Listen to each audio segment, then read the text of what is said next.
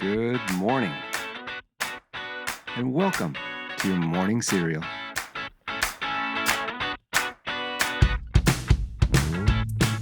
Okay, good morning, and welcome to Tuesday. Hey, everybody, I have something super special for you today. And like Christmas, it only comes around once a year. And I'm super excited to tell you all about it. Today is, and you know what, you probably already know it, but today is National Cow Milked While Flying an Airplane Day. I repeat, it's National Cow Milked While Flying an Airplane Day. So grab your Holstein and your PJ and you're ready to go. And you might be thinking that I made that up. I did not. These are all actual national days. National Cow Milked While Flying an Airplane Day is celebrated annually on February 18th. And again, I'm sure you all knew that. But it's celebrated annually to commemorate the day a cow named Nellie J became the first cow to be flown and milked in an airplane. It happened in the early 20th century. But if you don't have a cow or a private jet, it's also National Drink Wine Day. That's something I can get behind. Cheers. All right, today's quotes. One fun, nostalgic quote, and then a second quote to tease our book review later in the episode. Hopefully, one of these quotes will speak to you and jumpstart your day in a positive direction. The first quote is from Celine Dion, and she says, quote, "Life imposes things on you that you can't control, but you still have the choice of how you're going to live through this." End quote. Life is always throwing stuff at us, and it's incumbent upon each of us to hit these obstacles head on, stay positive, and move through them. Thanks, Celine. All right, today's teaser quote from the book review is, quote, "If we know we are going to be rebuked anyhow, isn't it far better to beat the other person to it and just do it ourselves?" End quote. And as usual, we'll unpack that here in just a minute during the book review segment.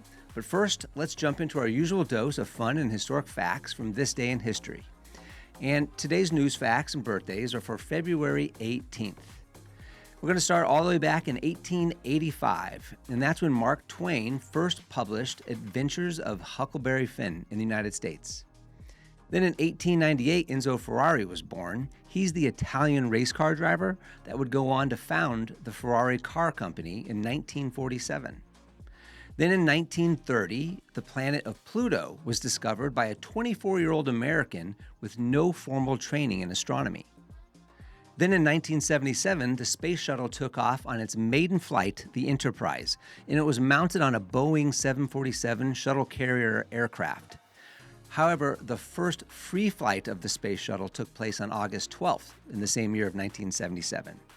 Then in the next year, 1978, Hawaii hosted the first Ironman triathlon, where contestants had to swim 2.4 miles, they had to bike 112 miles, and complete the marathon run measuring 26.2 miles. And happy birthday if today is your birthday. You share a birthday with rapper and entrepreneur Dr. Dre. He turns 60 today. Actor John Travolta, he turns 71, and Yoko Ono, she turns 92. Now, the number one song on this date back in 1994 was The Power of Love by Celine Dion. And I have to say, these last 2 days have been just jam-packed with some of my favorites. And Celine Dion is no different. Celine is my favorite singer. She speaks to my soul. And I'm okay saying that now. It took a lot of time for me to get used to that, and I took a lot of flack for that in the 90s. But I could definitely rock some serious adult contemporary, just as much as rock and rap in the 90s. Celine's song, The Power of Love, was a cover of the original song from 1984 by Jennifer Rush. But Celine's version went multi-platinum and earned Celine her first number one hit in America. And the number one movie on this date back in 2004 was First 50 Dates. And that's another Adam Sandler movie, this time co-starring Drew Barrymore. And apparently Adam Sandler was on the fence and he wasn't sold on making the movie. So Drew Barrymore typed him a letter to convince him on an actual typewriter. And kids, that's a machine with keys to produce alphabetical characters one at a time on paper. That's actually the dictionary's definition of a typewriter. Kids, a dictionary is like a paper Google for defining and spelling words. All right, well, let's go ahead and move on to some personal growth in the book review segment of Morning Cereal. This is where we take a few moments to reflect on lessons learned from the current book we're reading. Currently, we're reading through Dale Carnegie's How to Win Friends and Influence People. As you know, it's a timeless book that is consistently on all the must-read lists, and it's packed with rock-solid advice and actions for all of us to use and build healthy foundational concepts to live by. Yesterday, we finished up Chapter 2 of Part 2, entitled A Sure Way of Making Enemies and How to Avoid It. And in Chapter 2, Carnegie revealed that there is an art in how we handle difficult conversations, especially when we are trying to change someone's mind or see things our way. It's difficult to change someone's way of thinking and their beliefs, and that's because they are deeply held and they are associated with their self-esteem. Carnegie says, quote, "When we are wrong, we may admit it to ourselves, and if we are handled gently and tactfully, we may admit it to others, but not if someone else is trying to ram the unpalatable fact down our esophagus." End quote. Carnegie's principle number 2 is show respect for the other person's opinions. Never say, "You are wrong." And that follows Part 3, principle number 1, which was the only way to get the best of an argument is to avoid it. All right, so today we begin the 3rd chapter in Part 3, which is entitled, If You Are Wrong, Admit It. And Carnegie jumps right into one of his personal stories to whet our appetites. Carnegie tells the story of how he would take his dog for a walk in the park near his house. And since they rarely ran into anyone, he would let his dog run without a leash, which was against the law. One day, Carnegie and Rex, his harmless little bulldog, they ran into a mounted police officer who completely tore Carnegie apart about breaking the leash law. Rex could have killed squirrels and bitten babies.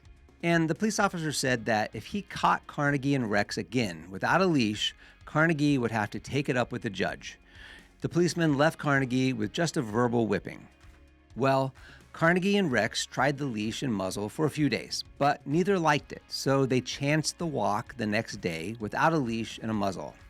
And as luck would have it, coming up over the hill came the same police officer on horseback, and Rex was sprinting towards him. Before the policeman could even speak, as Carnegie knew he was in for it, Carnegie beat him to it by saying, quote, "Officer, you've caught me red-handed. I'm guilty. I have no alibis, no excuses.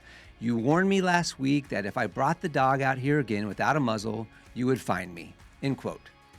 As you probably suspect, the officer cuffed Carnegie and took him directly to jail. I'm just kidding. Just seeing if you were paying attention. No, the officer who just scolded him for ignoring the law and the dangers Rex was to squirrels just a few days earlier was completely different.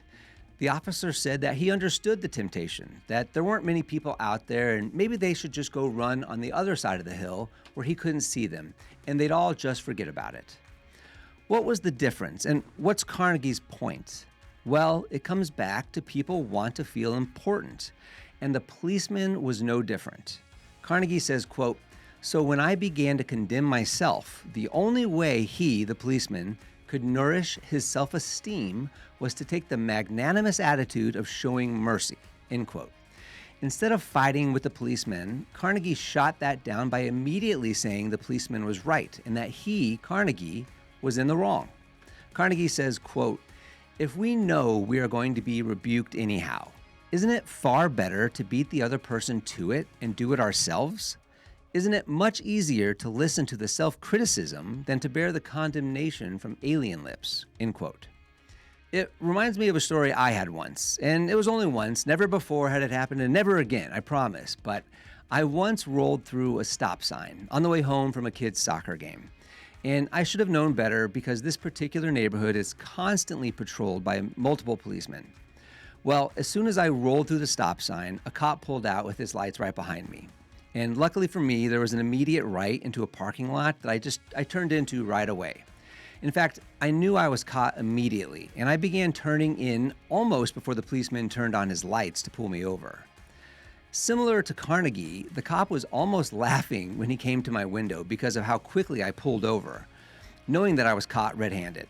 I told him, yeah, that was a pretty bad California stop, and he too let me go with just a warning. Carnegie suggests that when we take the initiative to admit we are wrong, that we should say all the negative things about ourselves that the other person is thinking and wants to say, and be sure to say it all before they can. Then Carnegie says, quote, the chances are 100 to 1 that a generous, forgiving attitude will be taken and your mistakes will be minimized, end quote. Just as the policeman did with Carnegie and me. Well, I'm interested to see where this chapter takes us, as some people really do struggle with admitting it when they're wrong. But it's a reflection of maturity. So come back tomorrow as Carnegie discusses trying to defend these mistakes that we make at times. Okay, I know you're anxious to get on with milking your cow at altitude today. So I just hope your day is off to a fantastic start. And if this day or this week has obstacles laid out before you, just keep taking it one step at a time. Stay positive, keep moving forward, and you're going to get there.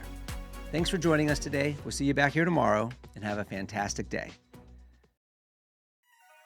Don't forget to follow and subscribe to the Morning Serial podcast on the One Life Live It channel.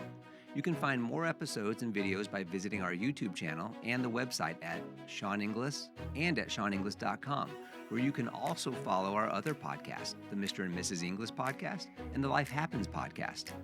In these other podcasts, we'll dive deeper into everyday issues, self-improvement and well-being, business and finance, and we welcome special guests too. So join us. It'll be a good time, I promise.